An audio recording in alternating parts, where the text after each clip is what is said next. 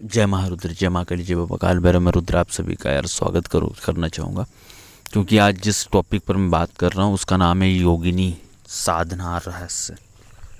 तो ये जो रहस्य है तो ये बहुत ही अजीब सा रहस्य है। बहुत सारे लोग जानते हैं योगिनियाँ धन देने में समर्थ है। अब जो भी यक्षों के पास आज जो भी धन है योगिनी का दिया हुआ है, और तंत्र में सबसे बेस्ट साधना मानी जाती है धन देने के लिए योगिनियों की। योगिनी इज बेस्ट साधना एज अ धन देने की।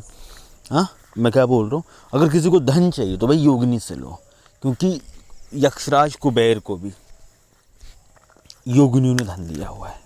ठीक है, अब यहाँ से शुरुआत होती है योगिनी की। अब भाई योगिनी की इतना है तो भाई योगिनियों की ज़्यादातर साधनाएं क्यों नहीं आती है और किस लिए नहीं आती? उसमें एक रिक्स है, एज एक चीज़ है कि मतलब जैसे कि यक्षिणी साधना अगर आप करते करते ड्रॉप कर देते हो तो बस थोड़ा सा आपका अहित होता है और भाई पूरा सॉल्व हो जाता है। बट योगिनी में ऐसा नहीं होता है, आपकी ज़िंदगी बिल्कुल तबाह कर देती है, ख़त्म कर देती है, आपको कहीं का नहीं छोड़ती है। योगिनी साधना में अगर आपने गलती करी तो उसकी सज़ा है जी आपको मौत। समझ रहे हो ना? योगिनी साधना में अगर आपने गलती करी तो उसकी सज़ा क्या है? मौत। ठीक है, योगिनी साधना में अगर आपने साधना करते करते ही बंद कर दी उसकी सज़ा आपकी है तबाही। सेम यक्षिणी में भी है, बट बहुत ही कम यक्षिणियों में है। अगर किसी यक्षिणी को गुस्सा आ जाता है तभी होता है, बट योगिनी में, हर योगिनी में लगभग 99% योगिनी, मैंने क्या बोला, 99% योगिनियों में यही रिक्स होता है। इसीलिए जो है तो ज़्यादातर लोग योगिनी साधना करना प्रेफर नहीं करते। ठीक है, अब ऐसा क्यों? ठीक है, ऐसा क्यों? क्योंकि योगिनी जो माँ के उस स्वरूप से उत्पन्न हुई है जो उनका अत्यंत उग्र स्वरूप है। योगिनियों में गुस्सा कूट कूट के भरा होता है। योगिनी बहुत ही ज़्यादा हद से गुस्सैल होती है। ठीक है, वहाँ पर माफ़ी कुछ नहीं काम आती, ना दुआ काम आती है, ना लाचारी काम आती, ना आपकी ताकत काम आती है। वहाँ पर वैसा आपका कुछ भी काम नहीं आना है। योगिनी आपका जो हर्ष करना है वो तो करना ही करना है। ये तो बात यार आपकी पत्थर की लकीर है। ठीक है, ठीक है जी।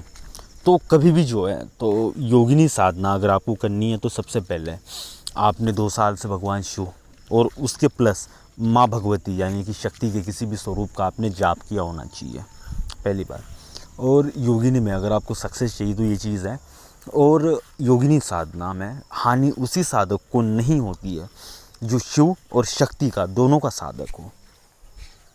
समझ रहे हो ना? इस साधना में इनका साधक होना अनिवार्य होता है आपको। अगर आपने बहुत बड़ी गलती करी है तो भाई उसका खामियाजा तो आपको भुगतना ही होगा।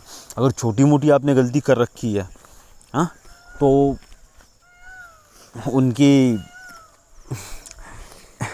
इज्जत से बख्शा जाता है जी आपको। तो ये चीज़ है, अगर उन दोनों में से किसी एक का भी आप उपासक हो तो भाई तब भी चल जाएगा। बट मेरे हिसाब से मैं दोनों इसलिए बता रहा हूँ कि अगर एक से हाथ से गिर जाते हो तो भाई दूसरा तो थाम लेगा यार, वो चीज़ है।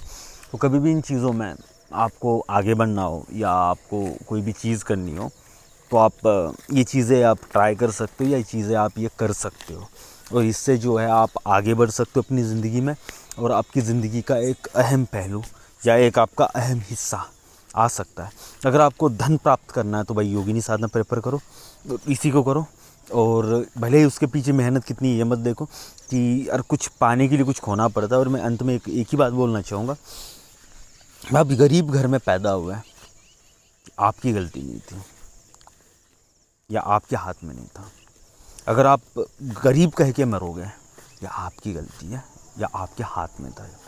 अगर आप अज्ञानी जन्मे थे, ठीक है, तो ये आपकी गलती नहीं थी, ये आपके हाथ में नहीं था ना। अगर आप अज्ञानी कहला के मरोगे ये आपकी गलती है, सुधार लो इसको। तो बस अंत में यही बोलना चाहूँगा कि योगिनी अगर आपको करनी है, शिव और शक्ति का ध्यान करें, शिव और शक्ति का जाप करें, और इसी में यार पूरा संसार समाया हुआ है, इसी में आपकी पूरी दुनिया समाई हुई है।